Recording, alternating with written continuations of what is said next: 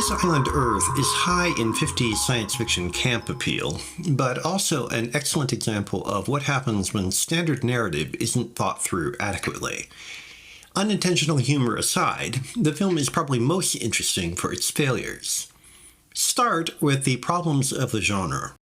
Science fiction has always been criticized for its story and character failings. Both are perhaps inevitable, since the point of the genre is to create a figurative and often literal other world in which the rules of everyday reality are not reliable, and the threat is not unknown but the unknown. The cardboard characters result from that otherworldly attention, since much of the creative energy is focused on making the surrounding environment and ruptures to normal expectation believable. As a consequence, the average science fiction film is burdened with excessive exposition, as the rules of the situation have to be made clear. Every widget must be foregrounded, named, and explained before anyone can use it. Island, for example, has a lengthy first act built around bizarre technologies that arrive out of nowhere, which then have to be assembled before functioning in the plot. And of course, we have to be able to see that other world. Even the lowest budget science fiction film must include the occasional unfamiliar something or visual effect that seems to violate the laws of physics. Island's sets, costumes, and intergalactic travel effects deliver that visual display, but are not enough to make the situation compelling without a cohesive story.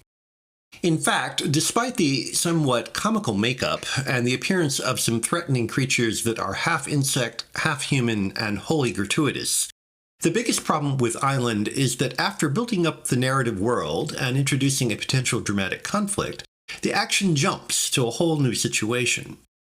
While the main characters suspect something is going on, there is no investigation or discovery, no gradual build-up of suspense as the truth is uncovered.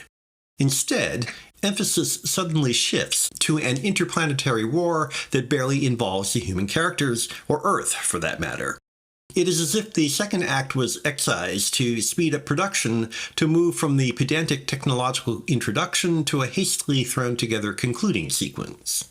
Worse, the third act requires even more pseudoscientific exposition to explain what is going on. An obligatory love interest between hotshot engineer Dr. Cal Meacham, Rex Reason, and Dr. Ruth Adams, Faith Demergue, gets thrown in, but it goes nowhere. To the extent we have any emotional involvement, our sympathy shifts to the leader of the aliens, Exeter, Jeff Morrow, who tries to reconcile good intentions with the orders of his superiors back on the planet Metaluna. Nothing in the story really works, but Exeter's earnest efforts make us want it to do so for his sake, even as we snicker at some of the loonier bits. Like Exeter's attempted intergalactic cooperation, this Island Earth is more about potential than realization.